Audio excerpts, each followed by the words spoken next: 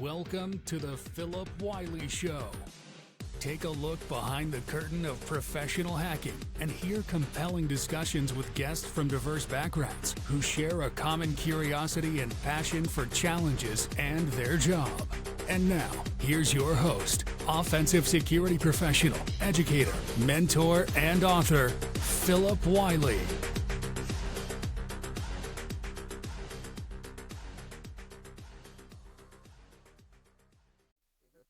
Hello and welcome to another episode. Today I'm excited to be joined by David Malicoat and Vivek Ramachandran. Kind of picking back up on our discussion on SquareX and in this series with CISOs.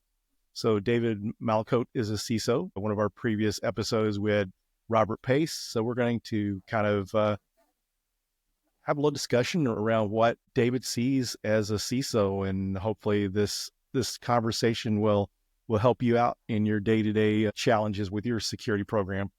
So David, if you wouldn't mind sharing about your background. I know you're a CISO and you're also the host of the Professional CISO podcast. So if you wouldn't mind sharing about your background with our audience.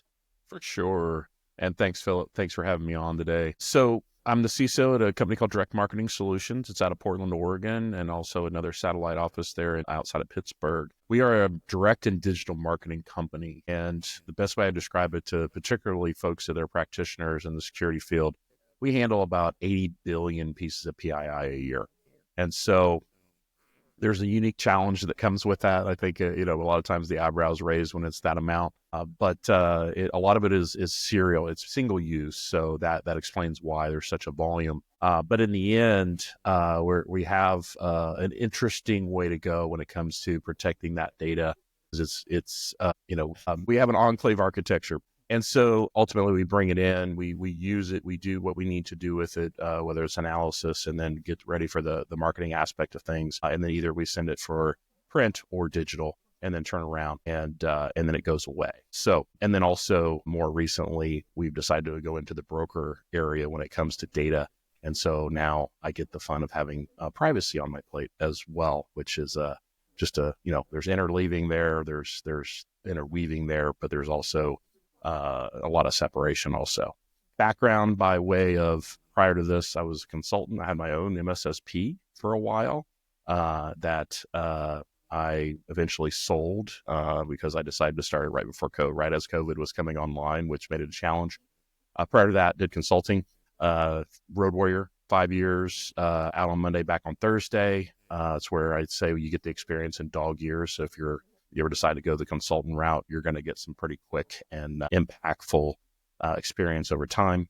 Prior to that, it was IT services and security services, which is where I met Robert Pace, and I've known him for a long time. And he's my mentor, by the way. I like to throw that out there all the time. And prior to that, I'm a veteran. So I was in the United States Marine Corps, and that's where I got my start in technology I did rifleman. I did some imagery, intelligence.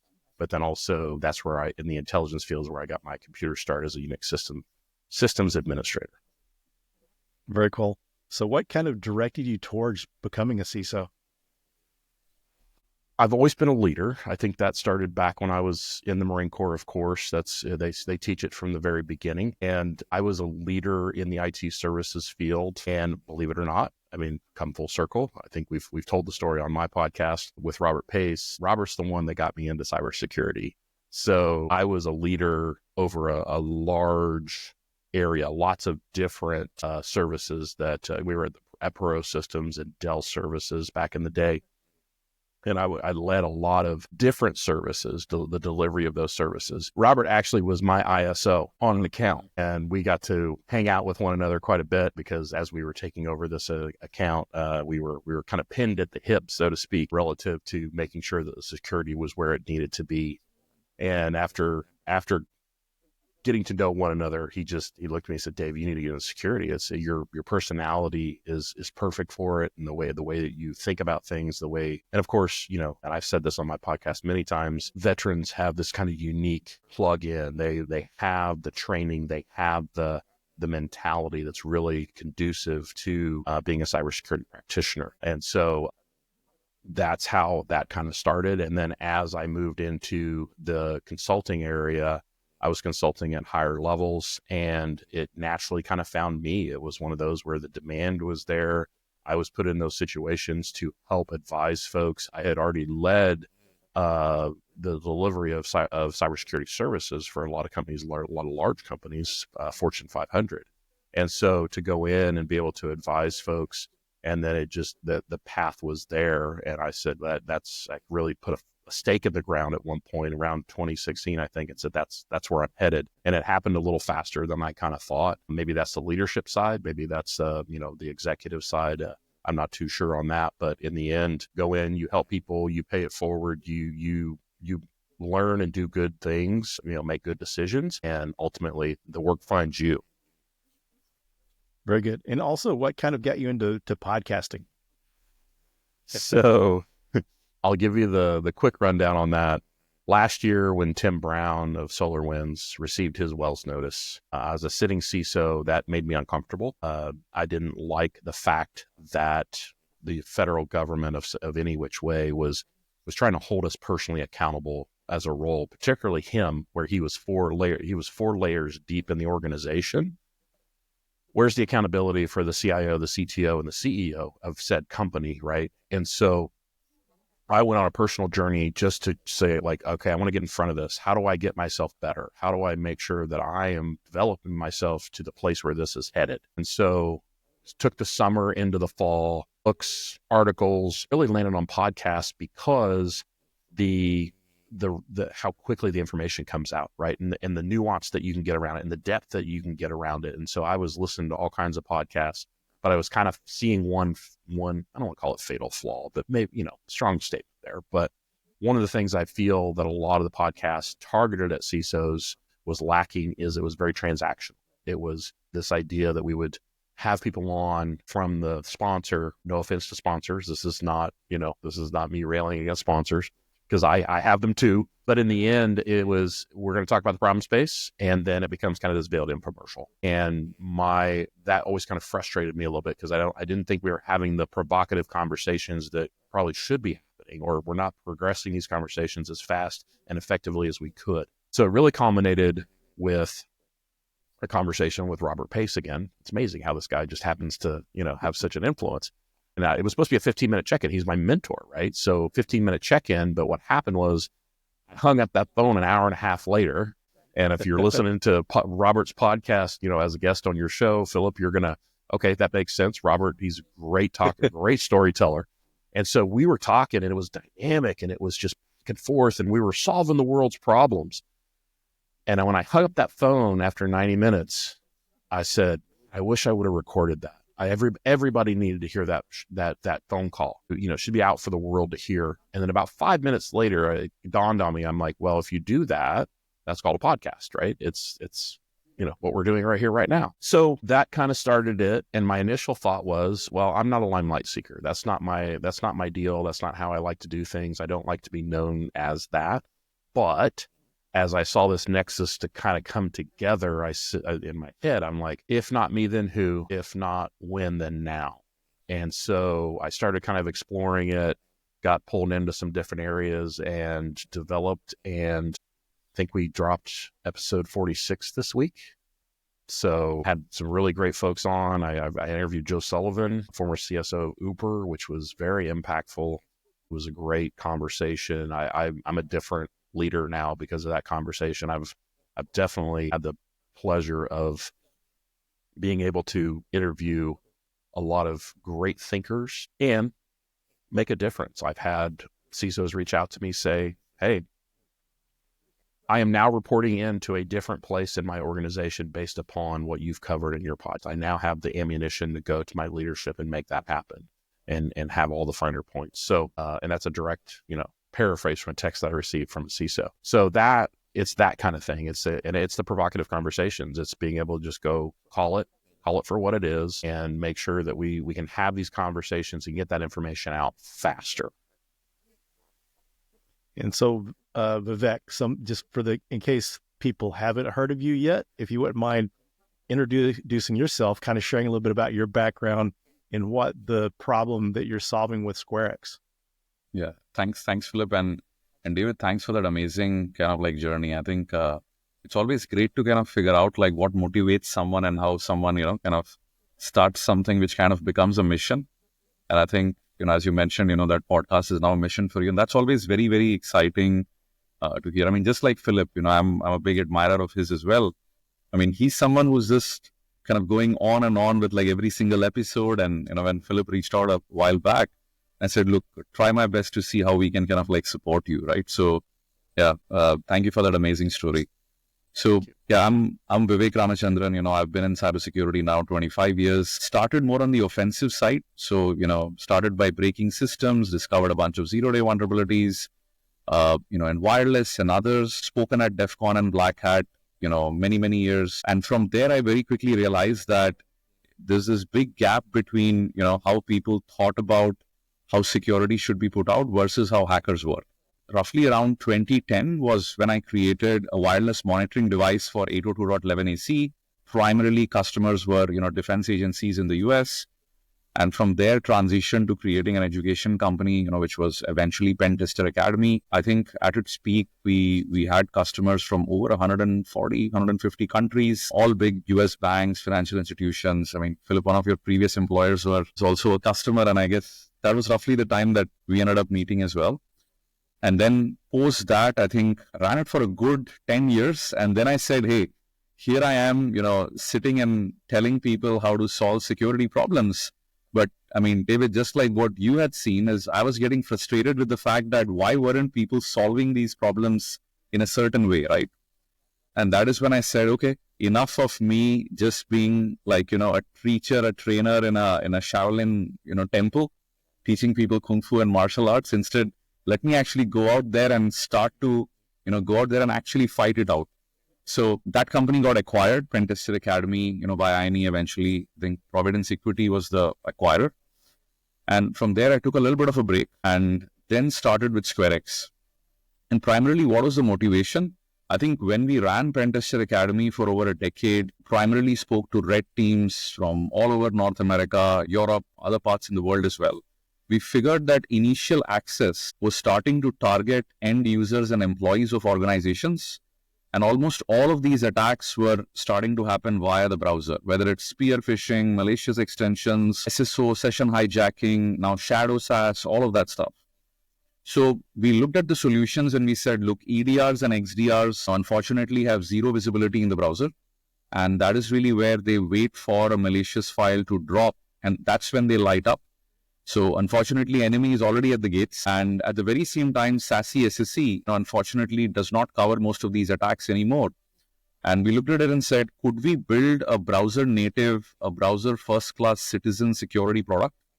And we zeroed down on the fact that the way we should do this is deploy a browser extension, which will actually work on Chrome, Edge, Firefox, Safari, every single browser out there, and then act as a security product, being able to look at what is going on, block attacks and all. So I think that's how it started. I already had a relationship with Sequoia Capital because they were investors in my previous company when we exited. So, ended up raising 6 million from them in seed, another 3 to 4 million, eventually angels. And as I mentioned, Philip, literally yours, the only podcast I've ever mentioned this is just about closing a Series A funding round for an additional 20 million, which you'll probably announce late Jan, beginning Feb. So that's been the journey so far, close to around 20 months right now into the company. Beautiful. Yeah, it's pretty cool. One of the things too that David, you may not be aware of, their initial offering was a free browser plugin. So now they've got an enterprise version of the tool, but it works pretty well. I was by accident, just kind of checked it out one time, and it's the barrier to entry to learn how to use it is pretty simple. I had a DM on social media through Twitter, and I sat there, the URL looks suspicious because a lot of people send links trying to phish people through DMs, and I used URL scanner and it was coming back as safe, but I opened it in a sandbox browser using the plugin, and I was able to open that up, end up being a website hosted in Russia, and it was some kind of malware, but this other trusted resource said it was fine. So the cool thing is I was using a free product and was that easy to use. And now they've launched their enterprise product back during RSA. Nice. Very nice. Yeah. Thanks, Philip. Yeah. So kind of getting into some of the industry specific things. So what kind of challenges are you seeing working for a direct marketing company with, handling sensitive data, customer data, and so forth? What are the challenges that you're seeing? A lot of the challenges, standard security program, what is that anymore? I guess would be one way to put it, right? For us, our challenge sits around, we decisively live in on-prem as well as in the cloud, almost 100% separately from these kind of two lines of business. Digital is really in the cloud, and the traditional business, the direct marketing is more on-prem. And so it is us trying to keep both of those feet in both of those worlds. And it's radically different, right? I think everybody can say that. And a lot of times when people talk about that, they'll say, well, yeah, we're 80% in the cloud and 20% on-prem. Not that 20% is any less, but again, there's a concentration, and we are almost 50, like literally. And so the challenge there is to keep up and to be able to be effective in both of those different worlds. And they are radically different. And I think because your approach is different, right? The architecture, the first principles that you use are just radically different. And then, of course, we have users that span both of those worlds as well. And so, funny enough, we're talking about a browser, right? So, and a browser extension or security tools. That is one of our big challenges right now is making sure that we can check all the boxes across both of those different worlds to pretty much the same level as necessary. So that's where we sit right now as far as challenge goes. Yeah, just out of curiosity, you're doing direct marketing. Are you actually still doing printed direct marketing? Yes, we are. That's what it's a veiled term, but ultimately I tell folks it's fascinating. I say, think of us as a manufacturer, because we print and mail. We can print and mail up to about 70 million pieces of mail. Wow.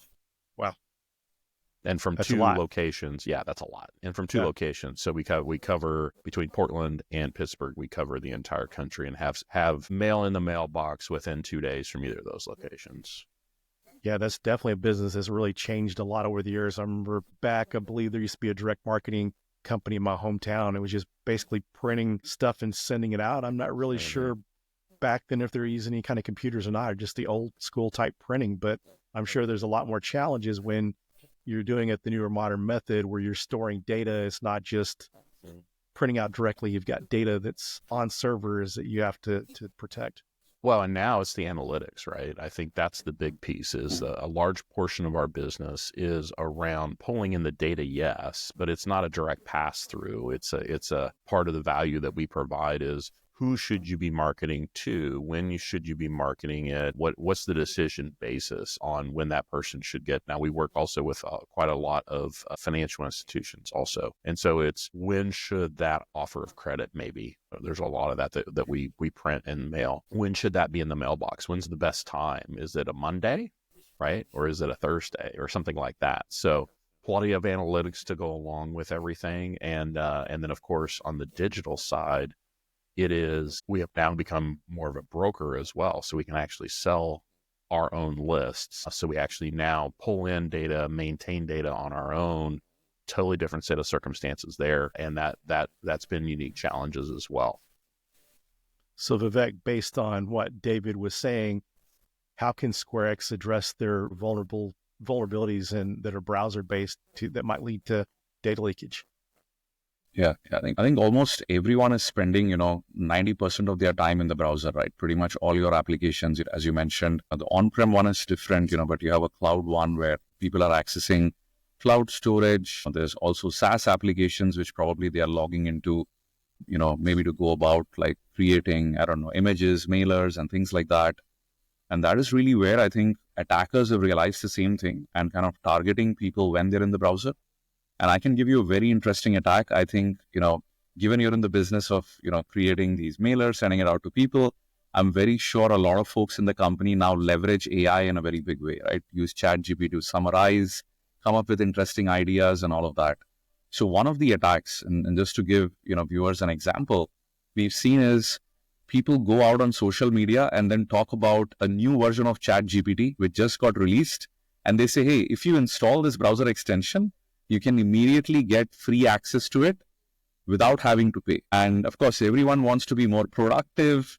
And given that browsers themselves aren't very monitored for what it's worth at this point, people can just go to the Chrome store, click install, and for what it's worth at that point, maybe that extension even gives them free access. But we found that attackers are using these methodologies to go about then siphoning out data, siphoning credentials, automatically trying to connect to cloud storage, because most users are always logged into the browser and they have all of these multiple identities at the same time. They're logged into the company account, they're logged into their personal Gmail. And what most people don't realize is browser extensions have superpowers where they can not just look into every single page, they can pick up things like, session cookies and whatnot, and actually make automated queries to exfiltrate data. Now, apart from this, we have that age-old spear phishing problem and session hijacking, shadow SaaS, shadow IT, and all of that. So when we looked at it, the way we decided to solve this is we sit in the browser and we are able to differentiate between multiple identities. So an organization can go about applying a different policy for your own corporate websites versus the rest of the internet. Almost being able to create like a line of trust where you could say, here are 20 websites which we've approved. And this is something we can connect to your IDP and automatically pull out as well. And you could say, hey, download, upload, copy, paste, all of that should work within this ecosystem. But anytime a user, let's say, tries to copy some data from a CRM web app, but now tries to paste it in his personal Gmail or any other random website, block it and go report it to us. So our key, the way we kind of visualize ourselves is what EDRs and XDRs are to the host.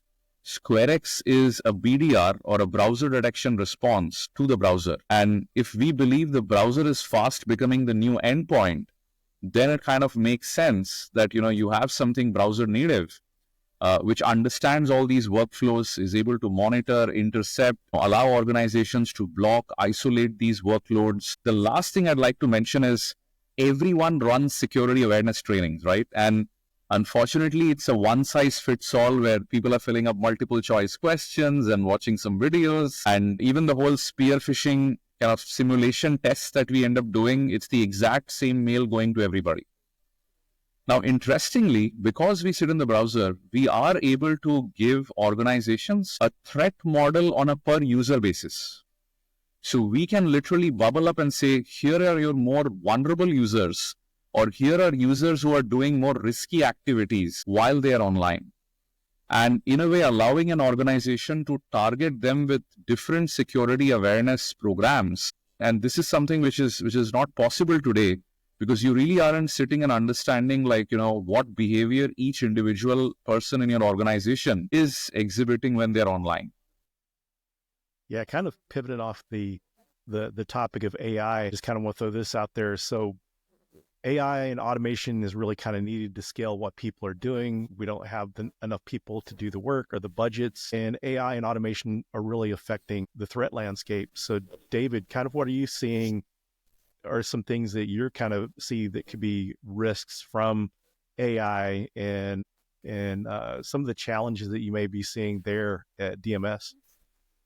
Yeah, the big challenge we have is people want to use it, right? I think that's one of the big ones, and a policy only gets you a written policy only gets you so far. And so in doing cursory, I don't even call it cursory. I wouldn't say it in depth, but a decent look at what security tools offer right now, pretty limited. And so the ability to have something, and obviously that's usually going to be something from the browser.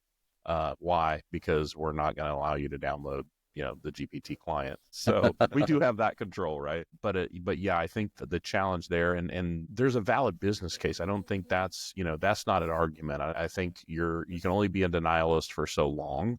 And so to find a way to safely and securely operate or allow folks to use these type of tools are going to be key, because in the end, the business demand is going to just continue to rise, particularly as you have something as simple as ChatGPT, but then as these other large language models come online that are more robust, and in our world for sure, you think copy editing, I don't know about you, Philip. I use it for my show, right? Yeah. It made a task that used to take 30 minutes that I can now do in 5.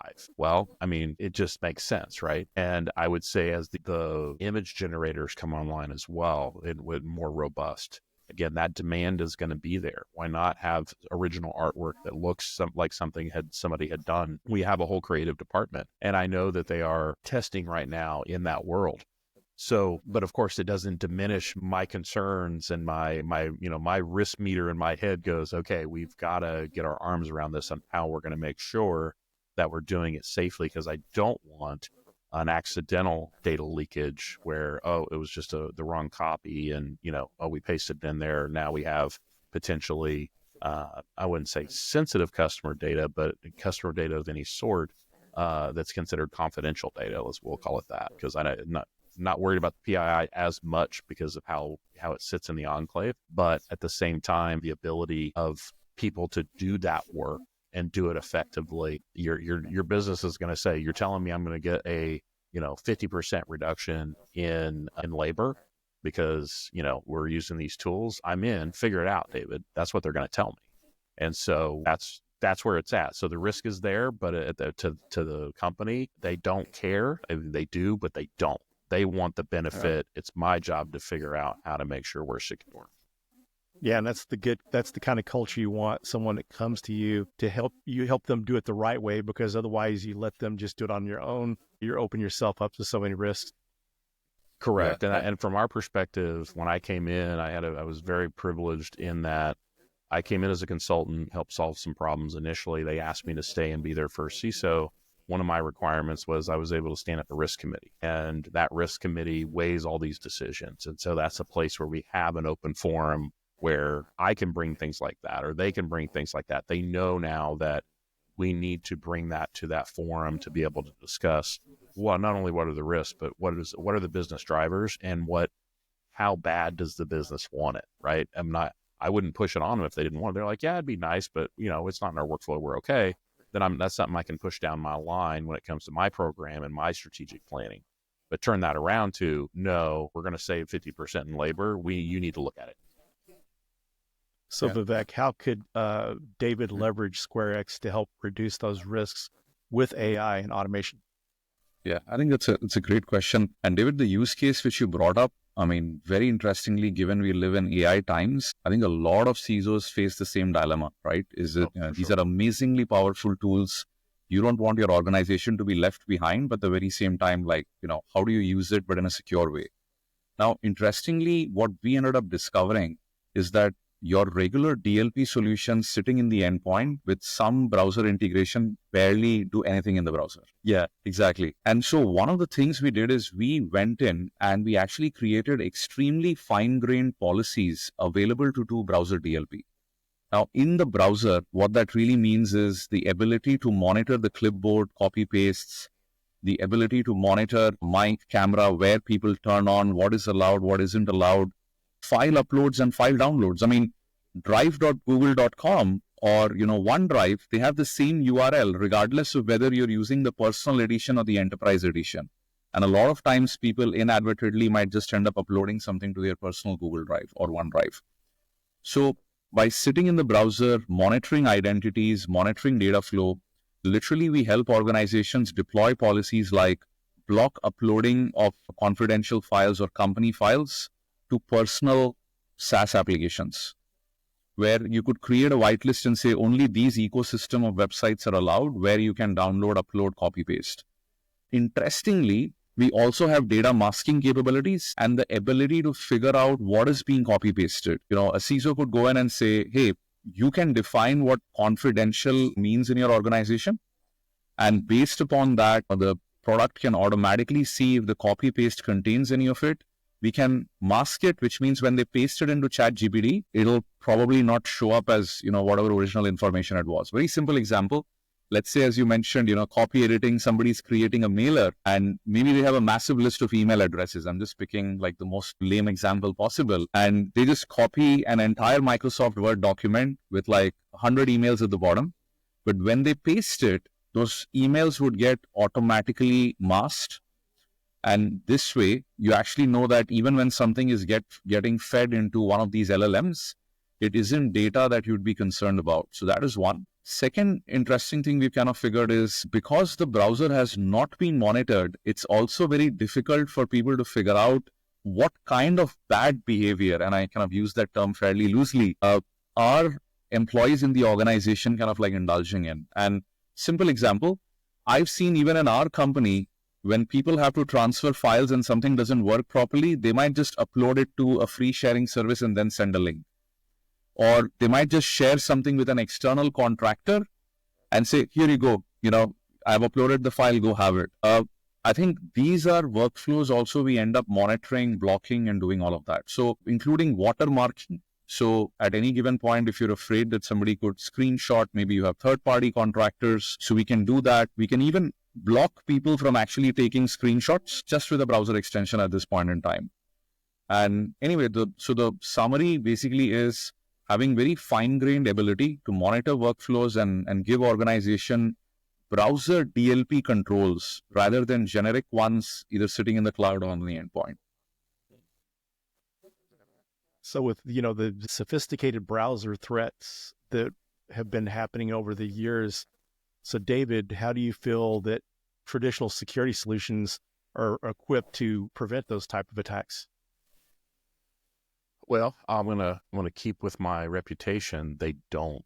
Very simply put, I can tell you if I think we've already kind of all snickered at the idea of DLP already. So, and I know several of my colleagues that I speak to very similarly. It's ironic that it's a compliance thing that you have to have, but ultimately it's virtually ineffective. It's almost more of a pain in the rear to deploy and try to manage than it is the efficacy that you get out of it.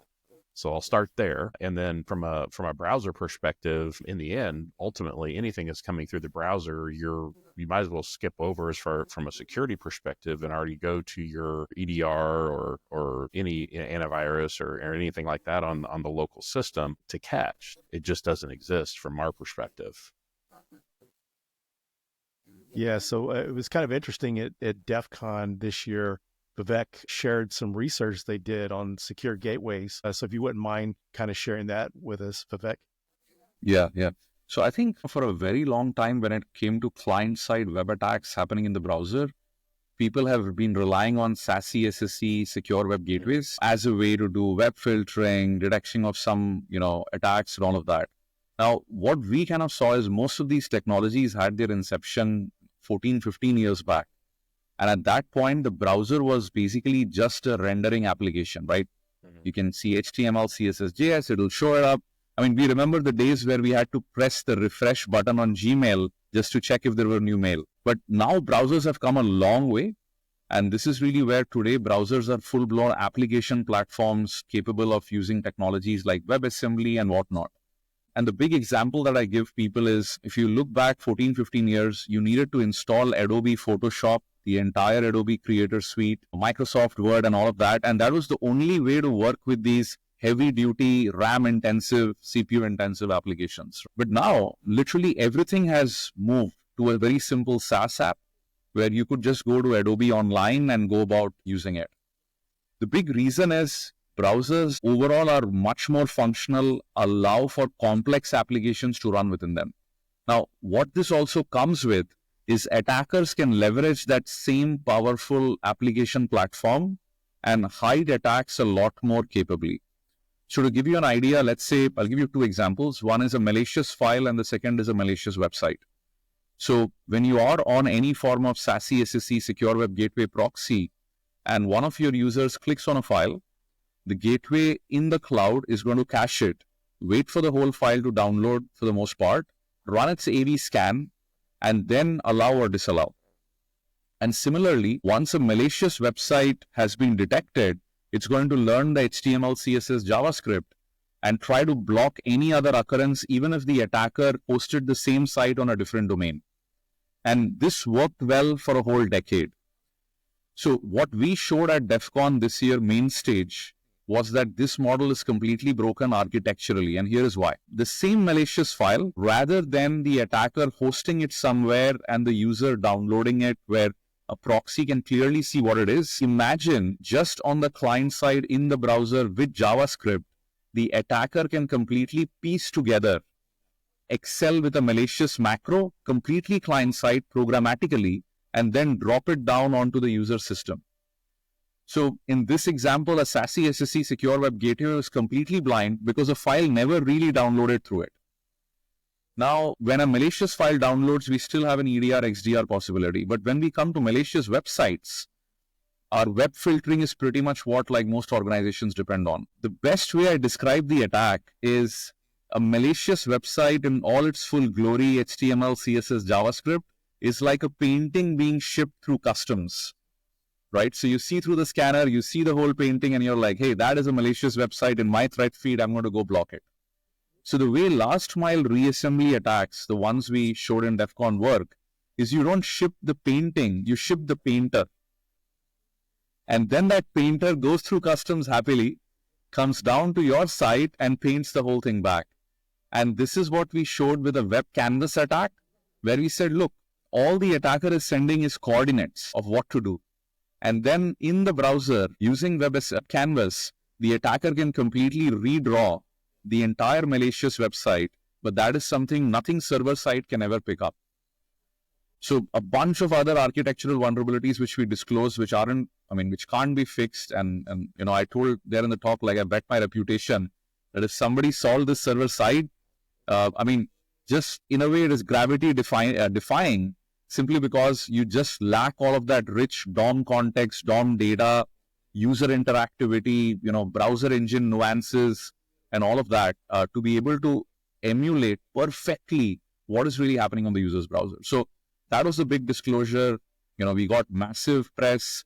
All the big vendors came to us. We gave them test websites, and we currently host something called browser.security, where you could literally just click and try the attacks yourself. Well, I think too, and I don't know about anybody else here, but SASE, it was great promise, but I think the uptake was limited. And so a lot of folks are still back there on the web proxy, right? And then I think the space of the enterprise browser, the secure browser, really ramped up a lot faster than I think anybody expected. Obviously, Vivek, with your company, with SquareX, as well as a few others, I'm not seeing it, and I don't know, and maybe other people can disagree with me in the comments or whatever, but I haven't seen the uptake on SASE that I expected as of 6 years ago, let's say, that, the promise was there.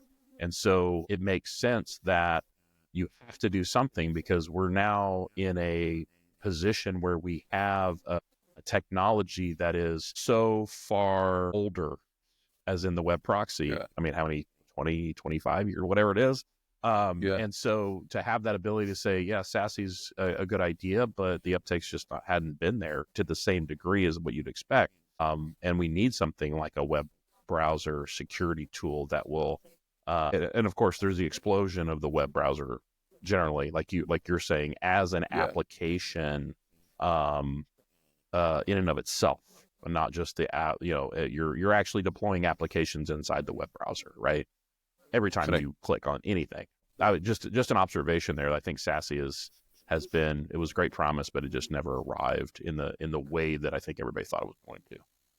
Yeah, I think David, you bring up a very good point, and that's really where my 2 cents on the whole SASE SSE wave is, they started at a time when everybody wanted to move away from on-prem and just outsource the management of everything IT and security to the cloud.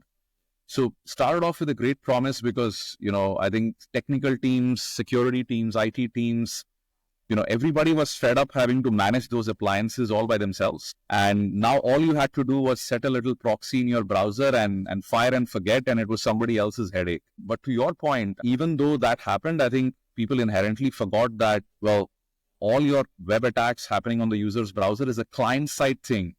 There's only so much that you can do by looking at network traffic and figuring out application layer attacks. 100%. And I can tell you, we've had so many discussions with companies across the world. A lot of times, unfortunately, people have invested millions and tens of millions of dollars in buying SASE SSE solutions.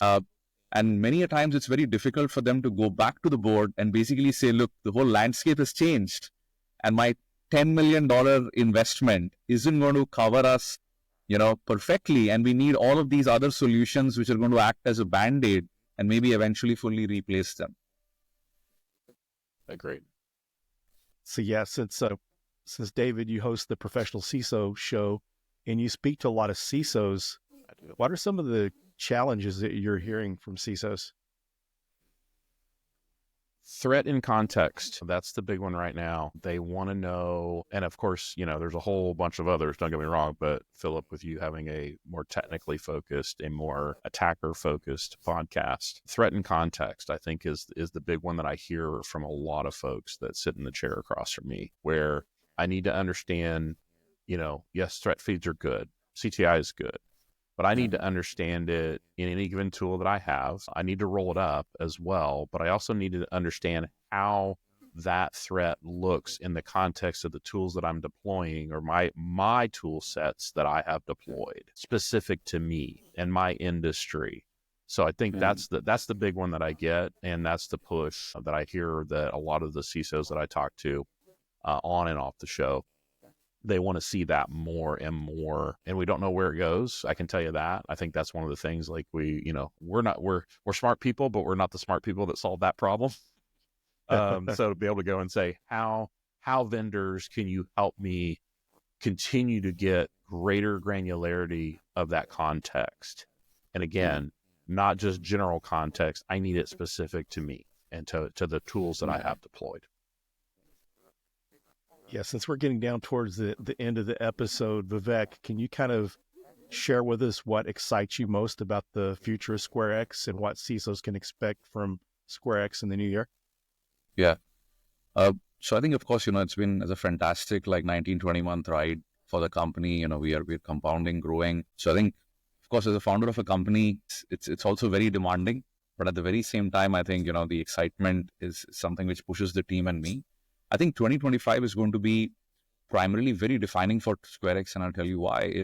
If you look at the entire space when it comes to browser security, you have the enterprise browsers, and primarily they are looking at things like private app access, VDI replacement, access control, and a lot of other things. Then you have the whole browser DLP thing, which, enterprise browsers cover a little bit. Traditional DLP solutions are also trying to break in. And then you have this entire browser detection response, which is purely attack threat detection. And that I kind of break it up into three parts. One is, ensuring that employees adhere to company policies, insider threats, and external threats. So I think our focus has been more on the whole browser detection response, threat detection, threat intel. And David, you brought up a great point. This is something we are trying to do on a per industry basis, is look at typical attacks that they get compromised with and try to kind of build a model around what to expect. So you brought up an amazingly, pertinent point. So I think, Phillip, our obsession is actually going to be around this threat modeling, threat detection, threat hunting. Of course, we still have our browser DLP and private app access and VDI replacement stuff and all of that. So I think that's the focus. We are already helping a lot of customers detect these. And I can give you an example. A very big county in America, right before the elections, they were getting attacked. They came to us, they showed us some of the attacks, and within a day, we were able to deploy policies. So I think we are going to double down on this entire threat prevention from a browser security perspective. But most importantly, try to see if we can also tie it up with threat actors and see if there is some semblance of attribution which is possible. So I think that's going to be the primary focus of the company, that super excites me. And so, David, kind of getting your opinion, what do you think is going to be, in your opinion, what's going to be the biggest challenge for CISOs in 2025? Ooh, wow. I think the challenge is going to be, I think we need to make strides in AppSec holistically is the best way that I can put it. The trend that I'm seeing and the folks that I'm talking to, we as a group, and you look at the standard bell curve, right? Most of us come from infrastructure and or network, right? And we're just not natively great on the AppSec side. So I think there's AppSec opportunity there. I think it's a great challenge, and we still have a ways to go. I really like what CISA put out at RSAC with the responsible development side of things. But at the same time, I think we have that ability to have our vendors instantiate that into what they're doing as well, allowing us almost like a superpower to some degree, to really accelerate what we're doing around that. So I would love to see, like a SquareX or other vendors say, now we're going to help complement, you guys coders, people are coding in browsers, right? I mean, and you've got GitHub and you've got all those, the repositories. That's how you access them a lot of times. And so having that ability of more and better visibility, better security is, how can we do that better holistically, I think is one of the big challenges for 25. Yeah, I have to agree with that. So thanks, gentlemen, for joining. It was great having this insightful conversation with you guys. Absolutely. Yeah, thank you. Thank you so much, Phillip. Thanks, David. Thank you. And thanks to the listeners, and we'll see you in the next episode. Thank you for listening to the Phillip Wylie Show. Make sure you subscribe so you don't miss any future episodes. In the meantime, to learn more about Phillip, go to thehackermaker.com and connect with him on LinkedIn and Twitter @Phillip Wylie. Until next time.